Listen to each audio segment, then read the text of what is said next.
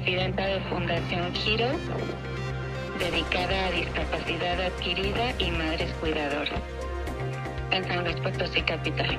En el año 2013 mi vocación como activista surge a raíz de un accidente, una omisión personal que tiene mi ex esposo al dejar a mi hijo en el coche familiar con los vidrios arriba.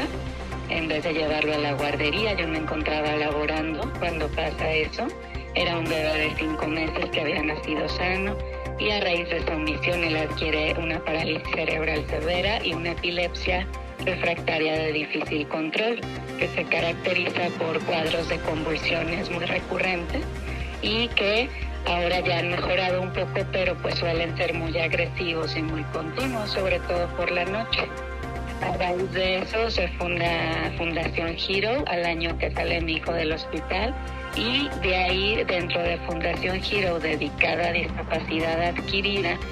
¿Qué es adquirida? Pues es cuando una persona nace sana, pero a raíz de un accidente o una enfermedad adquiere una discapacidad, entonces se le llama adquirida. Y el colectivo Cuidadoras Potosinas nace a los 3 años dentro de la misma fundación, por la necesidad de atender a las mamás y a las mujeres cuidadoras. Dentro del colectivo fue un camino muy paulatino, poco a poco, diría muy lento, pero muy firme, al darme cuenta que prácticamente cuando uno no planea, bien se dice, la discapacidad llega de repente, los accidentes pasan, las enfermedades dejan en muchas veces secuelas muy fuertes que te dejan con una discapacidad. Entonces, ya trabajando con discapacidad adquirida dentro de la Fundación Giro, sobre todo en el área de psicología, su servidora es psicóloga de profesión, en área clínica, entonces yo fui percibiendo esa necesidad de atender a las madres cuidadoras, ya que precisamente el cuidador cuando se convierte en cuidador, bueno, hablo ahora más en femenino porque el 90% de las cuidadoras son mujeres, somos mujeres, y sí se ha vuelto un tema también de género, se ha vuelto un tema en cierto grado feminista, pues por el reconocimiento del trabajo de cuidados. Yo me fui dando cuenta en mi vida personal con mi hijo y lo veía en las demás madres sobre todo, que pues la vida gira en torno a la persona que ahora adquirió una discapacidad y que empiezas a cuidar. Toda la vida familiar y personal del cuidador, incluso del resto de la familia, en este caso personal fue mi hija, tenía 4 años, pues le tocó asumir, apoyarme para cuidar a su hermano en cuanto a estar conmigo, aprender de mí. Y la cuidadora solemos empezarnos a capacitar en temas médicos. ¿Por qué? Pues porque la mayoría de los trabajos de cuidados implica hacer procedimientos que se hacen comúnmente en hospitales. Implica poner una cánula, hacer una gastrotomía, manejar una diálisis. Implica, como te mencionaba, controlar crisis compulsivas. Implica a veces pacientes que tienen sonda gástrica para alimentación. Aparte de toda la higiene de un paciente de necesidades de cuidado de alta demanda, que son, pues, lo básico: higiene, alimentación y movilidad. En el caso de los niños y de los adultos mayores, en este caso suele ser paulatino. Bueno, el adulto mayor, por su etapa y envejecimiento, va volviéndose en su mayoría una persona con discapacidad. Y si ya tenía también otras comorbilidades o enfermedades la persona, conforme va envejeciendo, va volviéndose cada vez más discapacitante y más dependiente de cuidados. Entonces, se empezaba a ver muy marcada la necesidad de que todo se enfoca en atención a la persona, al paciente, y nadie se ponía a pensar o visualizaba las necesidades de la cuidadora. Estamos empezando, bueno, ya tenemos unas 2 mesas de trabajo aproximadas con la presidenta de la Comisión de Derechos Humanos y Género, la diputada Gabriela Lárraga, a raíz pues de la participación y de la petición de su servidora en el Parlamento de Mujeres, donde fue la oportunidad de visualizar la necesidad de validar. Para empezar, bueno, se inicia validando el trabajo de cuidados. Te cuento que el trabajo de cuidados ya está reconocido por la Organización Internacional del Trabajo como una actividad no remunerada. Eso quiere decir que todas las mujeres que ejercemos cuidar a un paciente de alta demanda, como les mencionaba, infantes, adultos mayores, jóvenes, cualquier edad, aquí entran también no solo discapacidad, entran todos los cuidadores y las cuidadoras de pacientes con cáncer, pacientes con VIH en etapa terminal, pacientes con diálisis, con insuficiencias renales, hepáticas, todas las patologías que son crónicas degenerativas. Entonces, sobre esta necesidad, ya en pláticas con la diputada, pues es cuando le externa a su servidora y parte del colectivo, pues la necesidad ya de impulsar una ley en San Luis Potosí, porque seríamos el primer estado que contaría con una ley general. ¿Por qué una ley general? Porque el tema del cuidado es un tema muy complejo, de muchas aristas. Hablamos de que, como te mencionaba, la cuidadora va perdiendo su vida y sus derechos humanos conforme se vuelve cuidadora, porque es un trabajo 24/7. Por ejemplo, yo te preguntaría, te ofrezco un trabajo, ¿cómo ves? 24/7, o sea, las 24 horas, los 7 días de la semana, sin descanso. No hay días libres, no hay salario, no hay vacaciones, no hay remuneraciones, no hay nada, ¿verdad? Yo creo que a pocas personas les interesa ese trabajo. Eso es el trabajo que hace una cuidadora, aunque sea cuidando a su familiar en su casa. Entonces, la Organización Internacional ya lo reconoció como una actividad no remunerada y que está aportando al Producto Interno Bruto actual en una cantidad cada vez mayor, pues porque el cuidado empieza desde el cuidado que hace cualquier mamá en casa al proveer, alimentar, limpiar, es todo el trabajo doméstico, más el trabajo de cuidar en el caso de nuestros pacientes. Entonces, bueno, se le externa a la diputada, se empieza a elaborar un proyecto al ver su interés, porque si hablamos de otros estados, nada más tenemos de antecedente la Ciudad de México y Puebla, que ya incorporó el concepto de coauxiliar de cuidados, como te comentaba, viene por los procedimientos médicos que hacemos en la casa. Entonces es cuando se empieza a trabajar en conjunto con, pues obviamente lo más importante, realizar una consulta que ahorita es externa, digamos informal, trabajando con mesas de trabajo con las cuidadoras directamente, con nosotras las cuidadoras.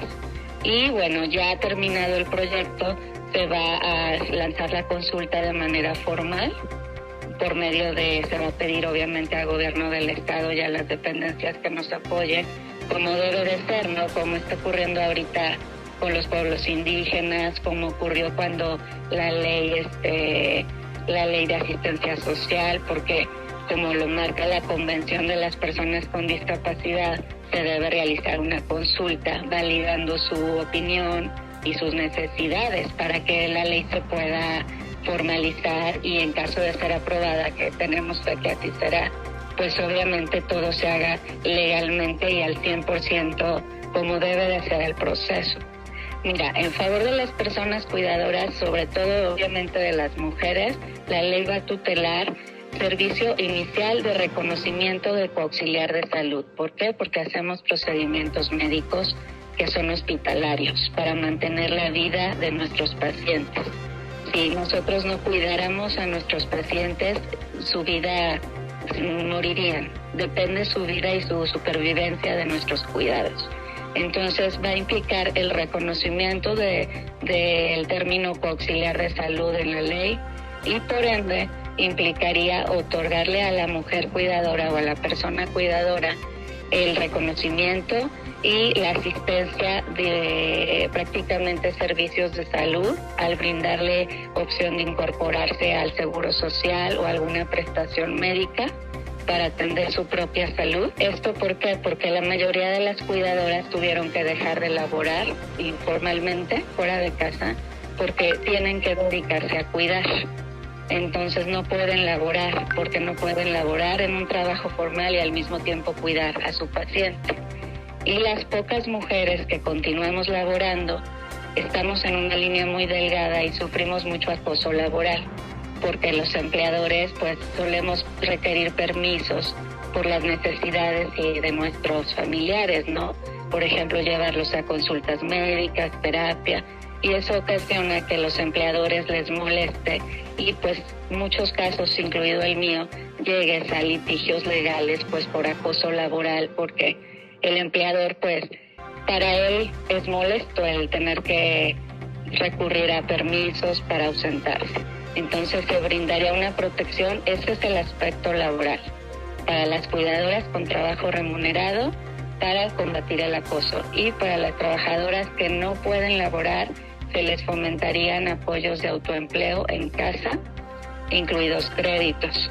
Entonces ahí yo ya te hablé de la cuestión sanitaria para atender su salud y obviamente de prestaciones sociales y del trabajo.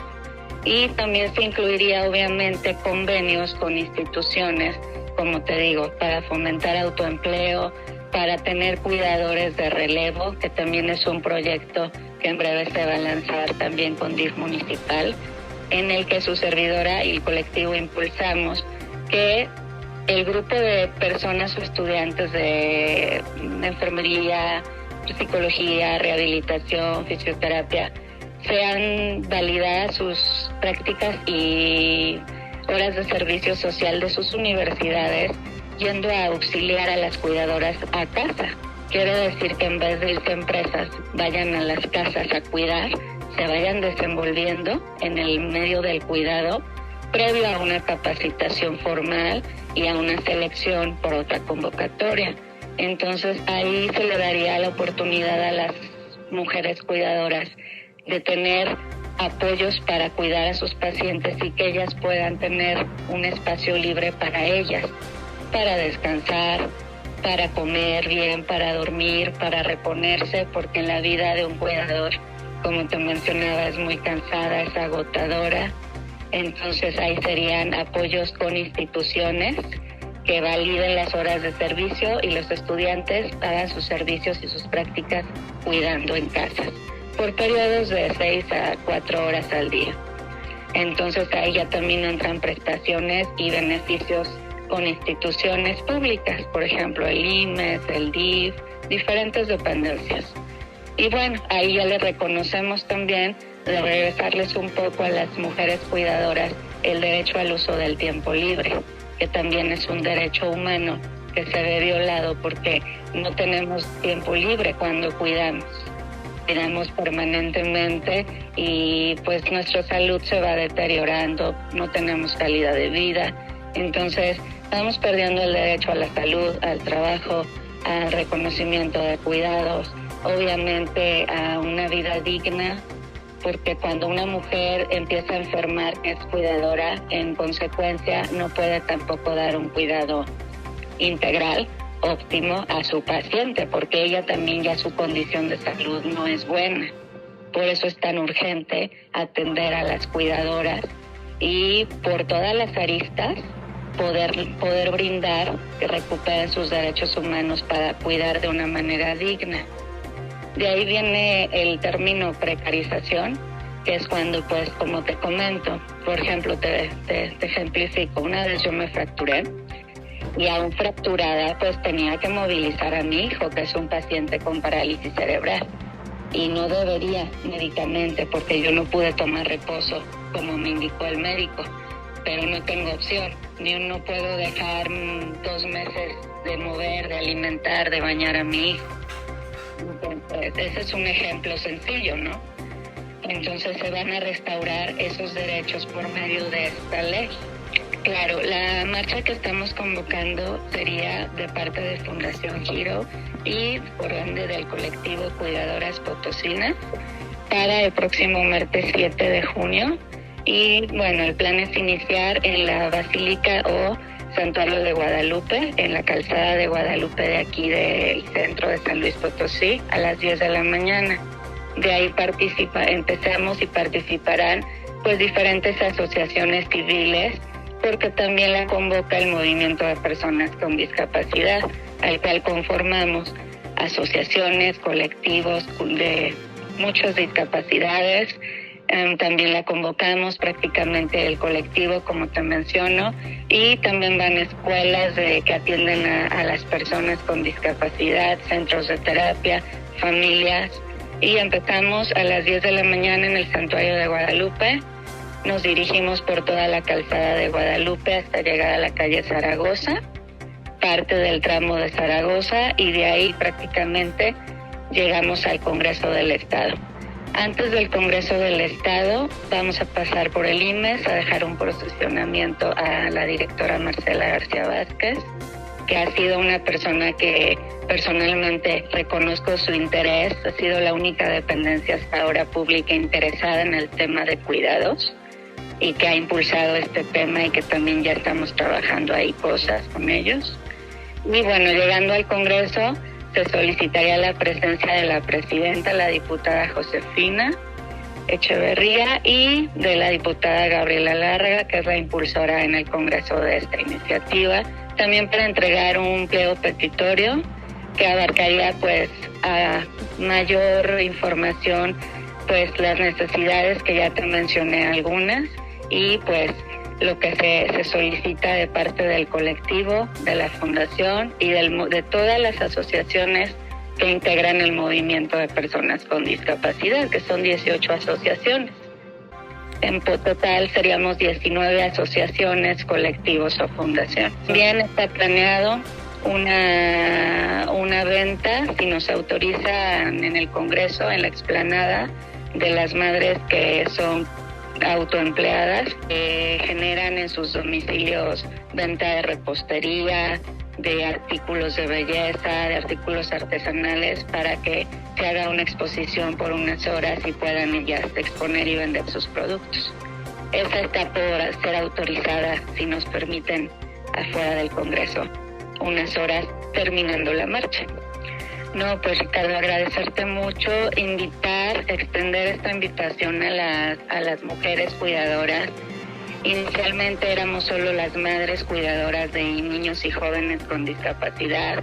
Después se fueron agregando al colectivo cuidadoras potosinas, hijas que cuidan a sus padres adultos mayores, hermanas, esposas, y al final del camino invitarlas, decirles a las mujeres cuidadoras y a los hombres que cuidan, porque los hay, aunque sean pocos, pero los hay, que este es un tema que ya era urgente tratarlo en San Luis Potosí, que no se le había dado ni el valor ni el reconocimiento al trabajo, y que expongan sus necesidades, que no duden en acercarse a su servidora por medio de las páginas del Facebook o de Twitter de la Fundación Giro y del colectivo Cuidadoras Potosinas, para acercarse.